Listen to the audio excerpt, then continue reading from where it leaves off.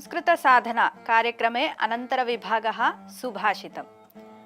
अद्यतनसुभाषितं काव्यशास्त्रविनोदेन कालो गच्छति धीमतां व्यसनेन च मूर्खाणां निद्रया कलहेन वा। దీని అర్థం ఏంటో ఇప్పుడు చూద్దాం. కావ్యశాస్త్ర వినోదేన కాలో గచ్చతి ధీమతాం వ్యసనేన చ మూర్ఖాణాం నిద్రయా కలహేనవా. కలహేనవా ఒకసారి మళ్ళీ చూడండి. కావ్యశాస్త్ర వినోదేన కాలో గచ్చతి ధీమతాం వ్యసనేన చ మూర్ఖాణాం నిద్రయా కలహేనవా. ఇది భర్తృహరి సుభాషితం. ధీ ధీ అంటే బుద్ధి, ధీమతాం అంటే బుద్ధిమంతులు. వాళ్ళు ఎలా చేస్తారంటే వాళ్ళ కాలాన్ని కాలయాపనం అంటారు. అంటే కాలాన్ని ఎలా గడుపుతారు వాళ్ళు అంటే కావ్యాలు శాస్త్రాలు పఠిస్తూ అధ్యయనం చేస్తూ వాళ్ళ కాలాన్ని గడుపుతారు. వాళ్ళకి అదే వినోదం. వినోదం అంటే చెప్తారు కదా, ఎంటర్టైన్మెంట్.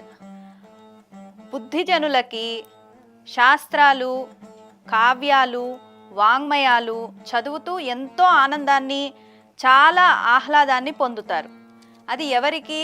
బుద్ధిమంతులకు మాత్రమే. కానీ బుద్ధిమంతులు కాకుండా బుద్ధి లేని వాళ్ళు అంటే మూర్ఖులు అంటారు. మూర్ఖులకి ఇంకో రకమైన ఆనందం ఒకటి ఉంది. అది ఏంటి అంటే వ్యసనేనా. వ్యసనాలు అంటే తెలిసిందే కదా. ఒక పని చేస్తూ ఆ పనిలో కొద్దిగా ఆనందం దొరకగానే మళ్ళీ అదే పని రిపీటెడ్గా పౌనపుణ్యేన మళ్ళీ చేస్తూ అదే ముందుకు దానికి అడిక్ట్ అయిపోతారు. పూర్తిగా దాని బానిస అయిపోతారు. దాన్ని వ్యసనం అంటారు. సో ఇలాంటి వ్యసనాలలో మూర్ఖులు వాళ్ళ కాలాన్ని గడుపుతూ ఉంటారు. ఒక వ్యసనమే కాదు, తర్వాత నిద్రయా కలహేనవా. నిద్రలు పోతారు అంటే నిద్రపోతారు. నిద్ర ఎలా? తామసిక గుణం. ఎప్పుడు తమో గుణంలో ఉంటారు వాళ్ళు.